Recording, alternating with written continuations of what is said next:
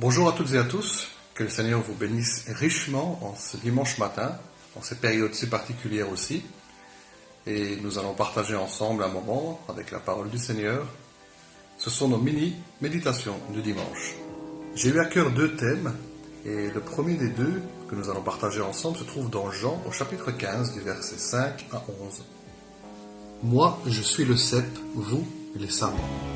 Celui qui demeure en moi, comme moi en lui, porte beaucoup de fruits, car sans moi, vous ne pouvez rien faire. Si quelqu'un ne demeure pas en moi, il est jeté dehors comme le sarment, et il sèche.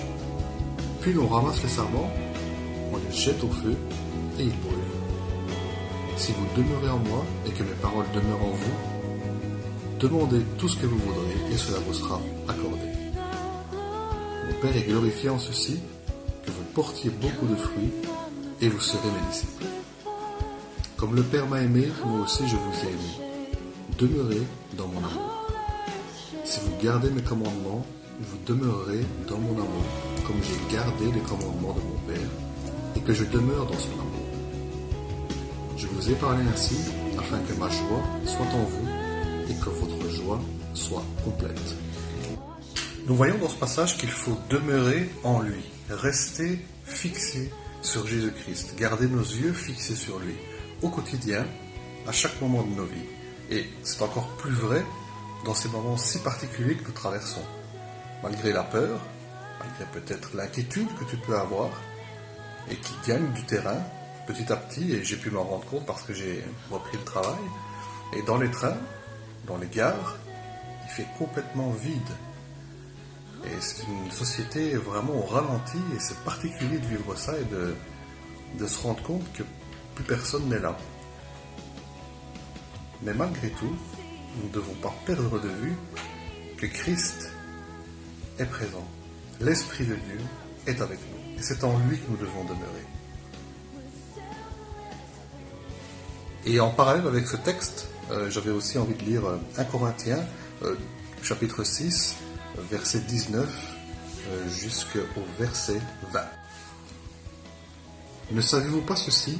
Votre corps est le temple du Saint-Esprit qui est en vous et que vous avez reçu de Dieu. Et vous n'êtes pas vous-même, car vous avez été rachetés à un grand prix. Glorifiez donc Dieu dans votre corps et dans votre esprit qui appartient à Dieu. Notre corps est le temple du Saint-Esprit. Il ne s'agit pas ici de dire que l'Église en tant que bâtiment, les briques, est inutile ou n'est pas important. Loin de là. Car c'est le lieu où les enfants de Dieu se réunissent afin de célébrer le nom de Jésus-Christ ensemble.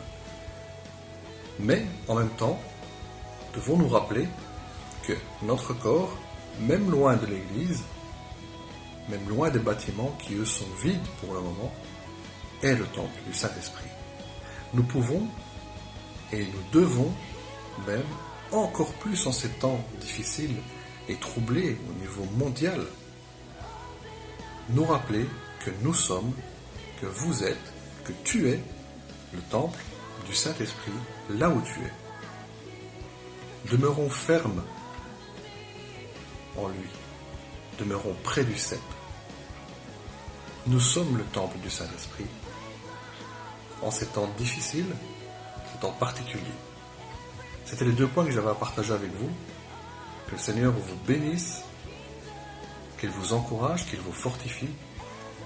Louons-le, chantons-le, à distance, peut-être, mais ensemble. De plus, nous, en tant qu'enfants de Dieu, nous avons l'habitude de nous retrouver plusieurs fois par semaine pour nos études, pour notre partage, pour le culte, pour quelquefois des événements externes. Donc c'est vrai que c'est encore plus marquant. On a encore plus cette sensation de solitude peut-être et d'être mis à l'écart. Mais nous ne devons pas oublier de demeurer ferme en lui.